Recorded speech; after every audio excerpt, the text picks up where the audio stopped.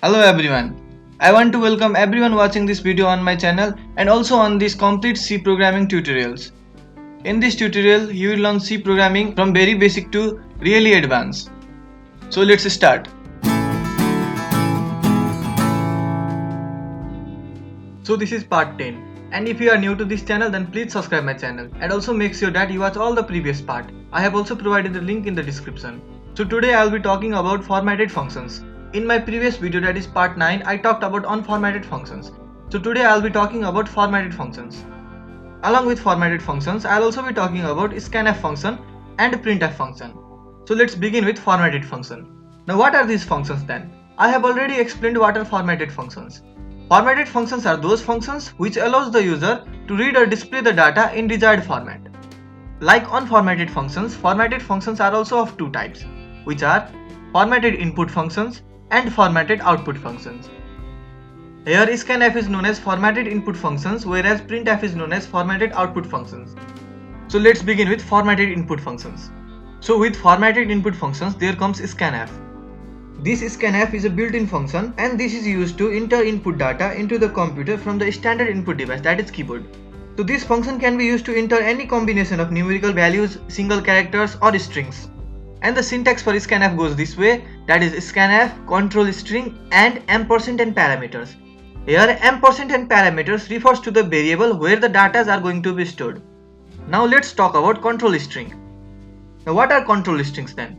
Control strings are the format in which data is to be entered. So control string generally contains a percentage sign and a character. Now here the character which is written with this percentage sign generally tells the compiler what type of data is to be stored. So here's the table that summarizes the control string. Whenever we write percentage and %c, this means that we are telling the compiler that the input data is a single character. Similarly, when we write percentage %d or percentage %i, we are telling the compiler that the input data is a decimal integer. And percentage %f to read a floating point value, similarly percentage %s to read a string, and percentage %o to read a octal number. So these are the most commonly used control string in C programming language. I will demonstrate this formatted input function, that is scanf functions, on this video later on. So let's talk about formatted output function. So as I say formatted output function, this means printf statement or printf function. This is also a built-in function. So I told you earlier that scanf function is used to read the data input by the user in the desired format. Likewise, printf is used to display the data in our desired format, or the format which user wants. And the syntax for printf statement goes like this: printf, control string and parameter. So here parameter refers to the variable where the data are stored. Now let's talk about control string. So control string are used to specify the format in which data is to be displayed. Unlike the control string in scanf, control string in printf contains percentage sign filled with and a character. And it also contains character to be printed on the screen as they appear. Moreover, this control string sometimes also contain escape sequence. So let's move to our dev C++. So this was our last program. I create a new file using Ctrl N and I'll give a suitable title, that is demonstration 2 formatted input and output functions. Formatted input and output functions. So what are these called? These are called documentation section. Now what after documentation section? Yes, it's link section. So I'll include a header file, include stdio.h. Now let's write a main function. Here we have and curly braces. So I'll write the syntax of scanf and printf statement, that is scanf, and we have here control string and then ampersand with parameters or parameters. So similarly, what's the syntax of printf? It's printf and then control statement or control string. Along with this we have parameter or parameters. So on this scanf you can see this ampersand, but there is no such ampersand in printf. Why is it so? To know the reason behind that, let me make you clear about this ampersand. What's the meaning of this ampersand parameter? So whenever we are going to store the value, this ampersand is going to point the memory location of the parameter or the variable which we are going to use or we are using. And we don't require this ampersand on printf statement because we are just going to print the value of this parameter or the variable. So let's start with the character. So I declare a variable that is char, and I write over here ch, short form of character, and a semicolon at last. So now I'll ask the user to enter any character. So I write over here printf enter any character. So and a semicolon at last. Now I'll use scanf to store that character. So I have over here, first I'll be writing the control string that is percentage and C, because this percentage and C is going to tell the compiler that the value I am going to enter is a character data type. So I'll give here ampersand and the variable where I am going to store my character, that is ch. So now I'll give a semicolon over here and let's print the character. So we have printf and I write the character you entered is percentage %C, and I give a comma over here and then the parameter, that means where the value or the character is stored, that is ch. So I'll again give a semicolon over here. Now I'll save the program. Let's name it format.c and I'll compile and run the program. So here it is. It first asks us to enter any character. Suppose I enter over here capital A, and now as I press enter, this is going to print the character you entered is A. So this is how you read a character and how you print it. So similarly, let's declare another variable that is int A and a semicolon over here. Now let's duplicate this, Control E, and I'll move this to below and I'll write over here enter any integer. Now similarly, I'll copy this or duplicate this scanf and I'll move this down over here. And now I'll change the control string that is %C to %D, or you can use %I. I'll be using %D because it's really common, and I'll edit this ch and I'll write over here A, ampersand A. Again let's duplicate this, Control E, and I'll change this, the number you entered or the integer you entered is %D. Now this %D will be replaced by this variable A or the value stored in this variable A. So I'll save the program and compile and run it. So enter the character. This time I'll type G and then I'll press enter. Now this asks us to enter any integer. So I'll enter 12 over here and now I'll press enter. So let's bring this, the integer you entered is 12 on our next line, that is let's move the cursor to new line. So I'll be adding over here modulus. So I'll be adding over here backslash and n. So it's a skip sequence. I had talked about it on my earlier videos. You can check it out. So I'll save the program again and I'll compile and run it. So here you can see again it asks us to enter the character. I'll quickly type A and then I'll type 14 over here, and now you can see the character you entered is A and the integer you entered is 14. So let's close it. So this is how you use scanf and printf. So let's clear it all. Now let's declare 3 variables. Let's name it M, D and Y. Here M stands for month, D stands for day and Y stands for year. So I'll give a semicolon over here. Now I'll ask the user to enter a date. Printf, and I have over here enter the date. And I'll also specify the format. Suppose I write over here day and then dash and then month. We have over here month and again dash and year. I give a semicolon over here. Now let's use scanf to read the date which we entered. So here we have modulus or %D to read the day. Similarly modulus and D to read the month, and again modulus and D to read the year. Similarly, where are we going to store this? Let's store day into D, month into M and year into Y. Now I'll be adding over here a dash or minus, you can say, or hyphen, anything you can say it. So now what will this do? So this is going to ignore this dash, and I'll use a print statement over here, that is printf, and I'll write the entered data is, the entered date is, and backslash and n.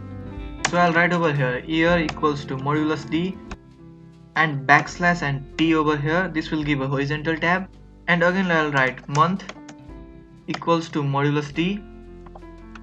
Again I'll give backslash and T, and at last I'll write day equals to modulus D. So I'll replace this modulus D with year, month and day, that is Y, M and D. So I'll give a semicolon at last. Now I'll save the program and let's compile and run it. So you can see here, enter the date. Let's make it look more awesome.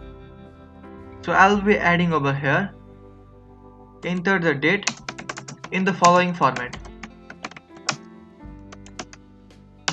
and I'll give over here backslash and n. Now again I'll save the program and compile and run it. Enter the date in the following format. So I type over here 14 dash and then 12 and again dash and 2012. Now I'll press enter. So you can see as I press enter, this is displaying that the entered date is year 2012, month 12 and day 14. So you can use this scanf to read the data in your desired format. So I'll erase all this and I'll declare a variable of integer data type, that is int a, and a semicolon at last. Now I'll be writing printf statement and I'll write over there let's write enter a number, or let's make it enter a 5-digit number.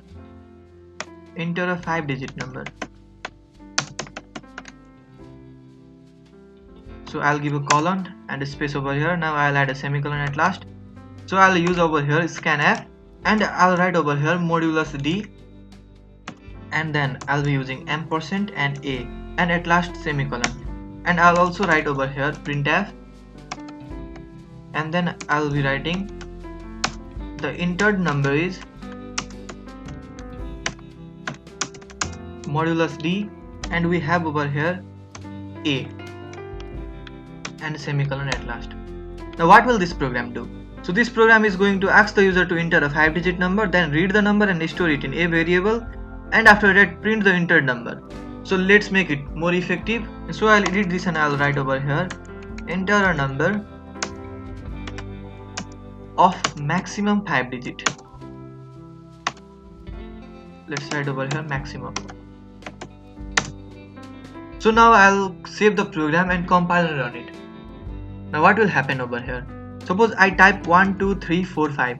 It's a 5-digit number and I press enter. So this is going to display the number I entered. I'll close that and again I'll compile and run it, and this time I'll be entering a 3-digit, that is 1 2 3, and I press enter over here again. So this is going to display the entered number is 1 2 3. Because it's less than 5-digit, it's going to display. Again I'll close this and again I'll compile and run it. Now this time I'll be typing or entering a 6-digit number, that is 1 2 4 5 and 6. So it's 6-digit number. So as I press enter over here, the entered number is 1 2 3 4 and 5 and 6 over here too. It's 6-digit number, but we want only 5-digit number. So what should we do for that? So I'll close it and I'll add a 5 over here. So this modulus 5d will tell the compiler that whatever be the numbers, it is going to take the first 5 numbers of the integer or digit of the integer. So I'll save the program and I'll compile and run it.